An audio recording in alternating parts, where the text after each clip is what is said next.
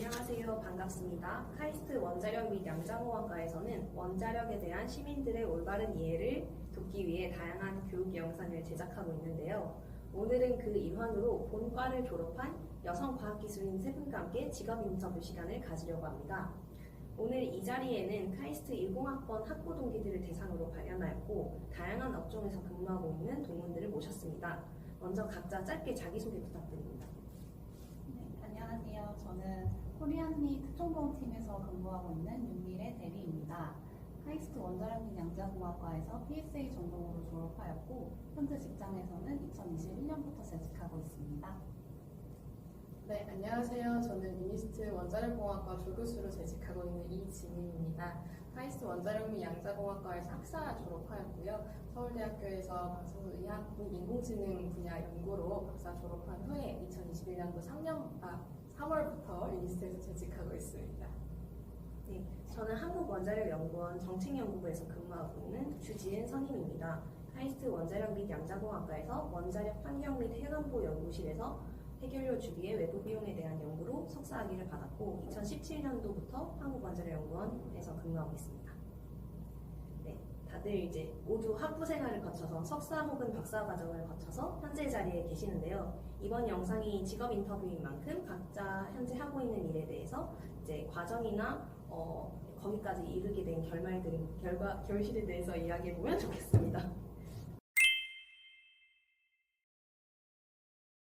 각자 학부 생활 얘기를 한번 해보면 좋을 것 같은데요. 학부 때 그때 어떤 학생들이었는지 한번 학과 생활에 대해서 얘기 한번 해주시겠어요? 저는 학과 생활이 정말 즐거웠던 기억이 납니다. 저희 과가 소규모다 보니까 학과 행사에 참여율도 높았고 학생들끼리 정말 친했었어요. 근데 어느 날 과방에서 다 같이 기말고사 공부를 하고 있는데 갑자기 밖에서 이제 눈이 오는 거죠. 그래서 이제 또 참을 수 없었기 때문에 하던 걸 다 접고 나가서 눈싸움을 했던 기억이 굉장히 인상 깊게 남아 있습니다. 거기 저도 있지 않았나요? 네. 선생님도 즐거우셨던 네, 기억이 나나요? 네. 아주 즐거웠던 기억이 납니다. 아쉽게도 저는 거기 없었다. 교환학생을 가셔가지고 맞아요. 참여를 못 하셨습니다. 너무 아쉽네. 또 다른 맞아요. 저희 과목에 모여서 막 공부도 많이 하고 같이 놀기도 많이 놀았었던 것 같은데 저는 기억이 남는 게 저희 봄마다 딸기 파티 시즌이 있잖아요. 그때 이제 원작가 우리 동기들끼리 모여가지고 뭐 딸기로 청도 담고 딸기주도 담가가지고 그 술이 근데 어떻게 됐죠? 저희 다 마셨습니다. 아, 네. 저는 행사마다 들고 다니셨던 걸로 기억하는데 아, 네. 다 처리했습니다. 행사 다 주고 마시고 네, 맞아요. 직접 담그시고 네, 지금은 그 까먹이 좀 없어졌다고 해서 조금 네, 개인적으로 정말 졸업생으로서 좀 아쉽습니다. 아쉬운 그런 마음도 있긴 한데 그때 진짜 너무 재밌었던 것 같아요. 맞아요. 그거 말고도 뭐 여러 가지 학과 MT도 맞아. 굉장히 즐겁게 다녀왔었는데 그때 뭐 교수님들까지 다 참석하셔가지고 같이 화합을 했던 교수님 MT가 너무 재밌었던 게 학부생들끼리 막 놀고 있으면 어느 순간 교수님들께서 이렇게 딱 오셔서 조인을 해주셨던 기억이 네, 저희 과가 특징이 학생 수보다 교수님들이 더 많을 때가 있잖아요. 그래서 그렇죠. 교수님들이 학생들의 이런 뭔가 활동이나 개강 파티나 뭐 시험 끝나고 이렇게 다 같이 이렇게 한잔하고 이럴 때 항상 오셨어요. 그래서 참여를 많이 하셨던 기억이 나고 그냥 참여하시는 게 아니라 실제로 저녁도 같이 먹고 맞아요. 어떻게 들릴지 모르겠지만 저는 좋았는데 막 이렇게 만약에 저희가 맥주라도 먹으러 가면 같이 가시고 노래방 가서 교수님께서 막 랩도 부르시고 여기까지 말해도 돼요? 그랬던 게 저는 사실은 당시 학부생의 입장에서는 좀 좋았어요. 너무 좋았습니다. 맞아요. 뭔가 같이 어울린다는 느낌을 받았는데. 그러니까요. 그리고 마지막으로 저희 왜 늘 카이스트 같은 경우는 2학년에 새로 학과 들어오는 신입생 친구들을 위해서 학과 홍보나 이런 걸 하는데 저희가 저희 과를 혁신적으로 홍보하기 위해서 붕어빵을 구웠던 기억이 납니다. 혹시 기억하세요? 기계 그럼요. 기계 렌탈에서 포장지에 저희 학과 설명에 홍보 문구를 넣어가지고 명함을 나눴었던 것 같아요. 그 당시에 진짜 잘 구우셨던 걸로 기억합니다. 그 미래도 잘 굽지 않았나요? 네. 저희 둘이 더 열심히 걸었던 걸로. 저는 친구들 데리고 다 이렇게 홍보하거든요. 우리 과에서 이런 것도 한다 하면서 맞아요. 이제 다른 과 친구들이 되게 부러워했습니다. 저희가 과는 소수지만 되게 단합력이 좋고 행사가 많았어서 아주 즐거운 학부 생활이었습니다. 이렇게 얘기하고 보니까 에피소드가 진짜 많아. 많은 것 같은데 너무 즐거웠던. 그리고 원작가 특징이 뭔가 이런 현장 실습이나 필드 트립을 많이 다녀줘서 방학 맞아. 때마다 이렇게 원자력 발전소가 있는 지역이나 아니면 두산중공업, 창원 이런 데 꼭 그 현장 체험 학습하는 기회가 있었어요. 그래서 가면은 아마 기업들에서 이렇게 스폰을 해줬을 것 같은데 이제 MT처럼 놀 수 있게 숙소도 좀 이렇게 제공해 주시고 해서 자연스럽게 학과 친구들끼리 많이 놀 수 있는 기회가 있었던 것 같아요. 맞습니다. 즐거웠습니다. 즐거웠습니다.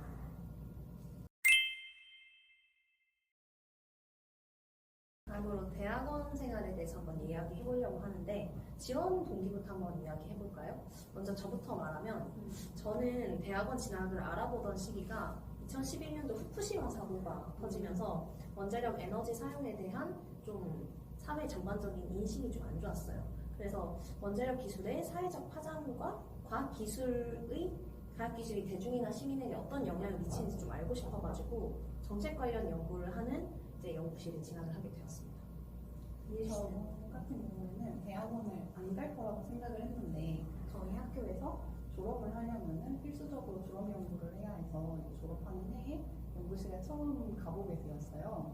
근데 의외로 연구가 재밌었고 좀 하고 싶은 연구가 생겨가지고 랩에서 한 학기를 더 보낸 후에 국사에 입학하게 되었습니다. 저 같은 경우는 원래 이제 그 학부 전공하면서 방송의학 쪽을 좀 공부를 하고 싶다고 생각을 했었는데 이제 그때 당시에 학부 지도 교수님이셨던 그 조규성 교수님께서 그 의학 쪽을 좀 같이 접목을 하려면 뭔가 병원이 같이 연계되어 있는 연구실로 가는 게 좋겠다라고 추천을 해주셔가지고 제 박사 지도 교수님을 추천을 해주셨고 그렇게 이제 서울대학교 연구실로 진학을 하게 되었습니다. 대학원은 서울대로 가신 거죠? 맞습니다. 네, 제가 학부는 여기서 했는데 어쩌다 보니 이제 대학원은 서울대로 가게 됐습니다. 그러면 각자 대학원 생활에 대해서도 조금 더 얘기를 들으면 좋을 것 같은데 미래 대리님은 어떠셨어요?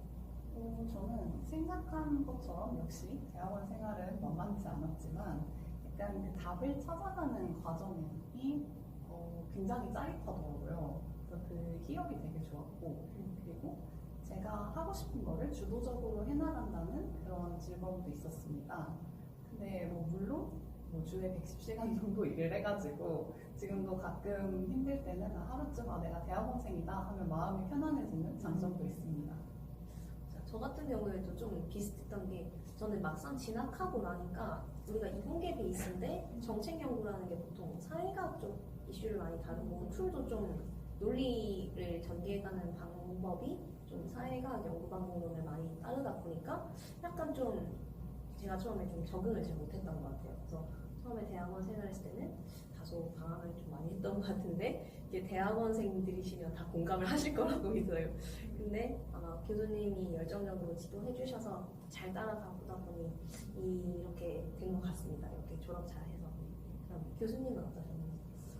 저는 가장 기억에 많이 남는 것 중에 하나가 사실 제가 방송의학, 그러니까 의료 영상이나 방송 치료 쪽을 좀 공부를 하고 싶어서 대학원에 진학을 했고 그런 부분도 사실 되게 잘 배울 수 있었는데 어쨌든 이제 연구 주제를 설정을 하는 과정에서 또 저희 지도 교수님께서 챌린지를 좀 주시긴 했어요. 그때 한참 그 인공지능이 이제 막 떠올라서 그 인공지능 연구가 한국에서도 막 이렇게 태동을 하던 그 시점이었는데 우리 연구실에서도 누군가가 이제 인공지능 연구를 좀 해봤으면 좋겠다라고 얘기를 해주셔서 근데 사실 그때 저는 뭔가 이제 프로그래밍이라던가 이런 거에 손을 놓은 지가 정말 한참 되었던 시절이었다 보니까 사실 그 원래 하고 싶었던 분야를 공부하는 것도 사실 벅찼는데 이게 인공지능이라는 완전히 새로운 분야를 프로그래밍과 같이 공부를 하는 게 사실 좀 초반에 많이 힘들었던 것 같기는 합니다. 그래서 이거를 어떻게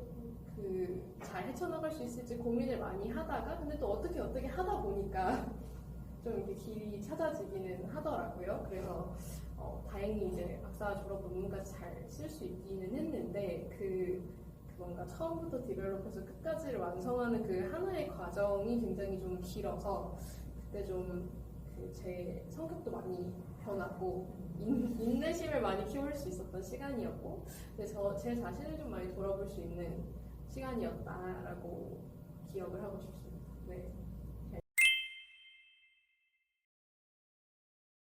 네, 그럼 첫 박사를 망설이는 분들에 대해서 뭐 조언 같은 거 하실 거 있으신지? 우선은 이제 저 같은 경우는 이게 학생분들의 성향에 따라서 좀 다를 것 같기는 한데 내가 예를 들어 새로운 거를 좀 탐구하고 좀 깊게 파서 하나의 결론을 내는 그런 과정들, 그러니까 연구 성향이라고 보통 하는 그런 성향이 좀 있는 것 같다라고 생각을 하시고 앞으로의 진로를 아카데미아나 아니면은 이제 연구직, 정부 출연 연구소 연구직이나 이런 쪽으로 생각을 하실 경우에는 좀 대학원에 진학을 하셔서 연구 과정을 경험해 보시는 걸 추천을 드리고요. 연구 분야를 선택하는 것도 그러면은 그 이후에 또 고민이 될 수 있는데 연구 분야 선택하실 때는 이제 학과에 있는 다 교수님들께 컨택 드려서 연구실 인턴하는 것들 등등을 추천드립니다. 저는 마음 가는 대로 하셨으면 좋겠습니다. 아마 자기 안에 답이 있을 거예요. 근데 그 진로를 정하기가 어려우면은 연구실에서 학부 연구생을 해보거나 아니면 기업에서 인턴을 해보거나 하면은 그걸 정하는데 많이 도움이 될 것 같습니다. 네, 저는 저희 지도 교수님이 좀 활발하게 네트워킹 자리를 많이 만들어주시는 편이었었고 사업이나 과제를 일으키시는 수완이 좋았어서 그 덕에 현재 현업에서 많은 도움을 받고 있습니다. 그래서 석박사를 망설이시는 분들은 자신의 관심 분야에 대한 확신과 교수님의 지도 스타일을 잘 고려해서 선택하셨으면 좋겠습니다.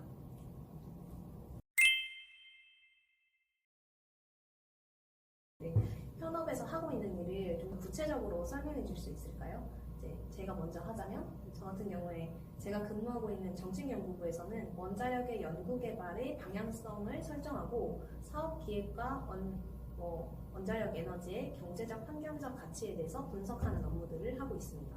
저는 그 중에서도 에너지 시스템을 모형화해서 시나리오 분석을 하고 그 안에서 원자력의 역할을 경제적 가치로 환산하는 일을 하고 있습니다. 원자력의 적정 에너지 믹스에 대한 분석을 시행하고 있다고 보면 되겠네요. 네, 저는 지금 특정보험 언더라이터로 근무를 하고 있습니다.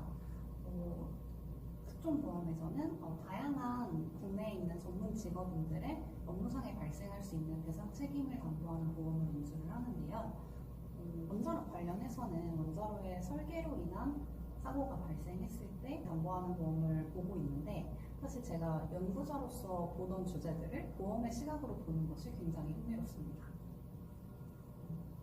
네, 저 같은 경우는 이제 대학에서 연구실을 운영을 하고 있습니다. 저희 연구실 이름은 방사선 및 의료진흥 연구실이고요.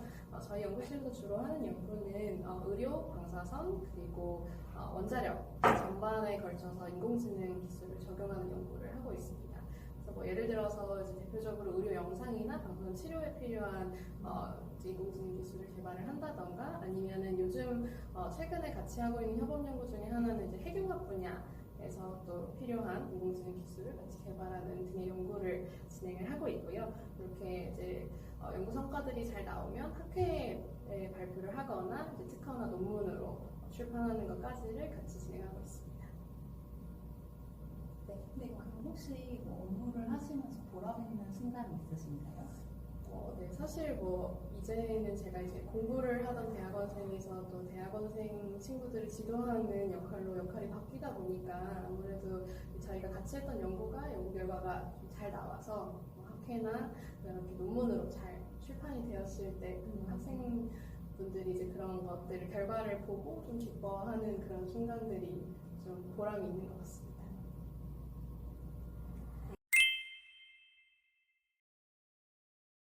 네, 오늘 좋은 이야기 잘 들었습니다. 마지막으로 각자 NQA 동문으로서 후배들이나 원자력에 관심 있는 학생들에게 하고 싶으신 말씀 한마디씩 부탁드립니다. 네, 저는 학생 때는 원자력 전공을 살려서 할 수 있는 일이 굉장히 제한적이라고 생각했습니다. 근데 사회에 나와보니까 그게 꼭 그렇지도 않더라고요. 그래서 저는 좀 흥미있는 것들을 시도해보는 편인데 그런 사소한 경험들이 모여서 방향성을 형성하지 않나 싶습니다.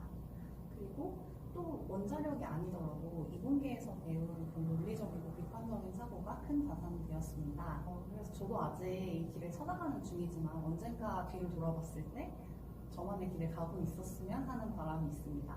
그리고 이 영상을 보시는 분들도 그 과정에서 만날 수 있으면 좋겠습니다. 네, 저 역시도 그 유미래 대리님께서 해주셨던 말씀에 굉장히 깊이 공감을 하는 것 같고요. 저도 그 카이스트 NQA에서 학부 생활 동안 배웠던 것들, 그리고 대학원 생활 동안 배웠던 그 모든 것들이 지금 이제 제가 현업에서 활동하고 뭐 여러 가지 일들을 하는데 굉장히 소중한 밑거름이 되고 있는 것 같습니다.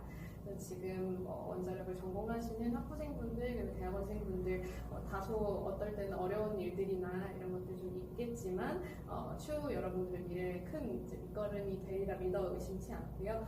이번 이제 그 기간, 그 학부생 혹은 대학원생 기간을 무사히 잘 마치시기를 응원하겠습니다. 화이팅입니다. 네, 여러분의 소중한 경험과 조언이 보시는 분들에게 큰 힘이 될 것 같습니다. 이번 인터뷰를 통해 원자력공학과 과학기술 분야에 대한 이해가 더 깊어지길 바랍니다. 앞으로도 카이스트 원자력 및 양자공학과에 많은 관심과 응원 부탁드립니다. 감사합니다. 감사합니다.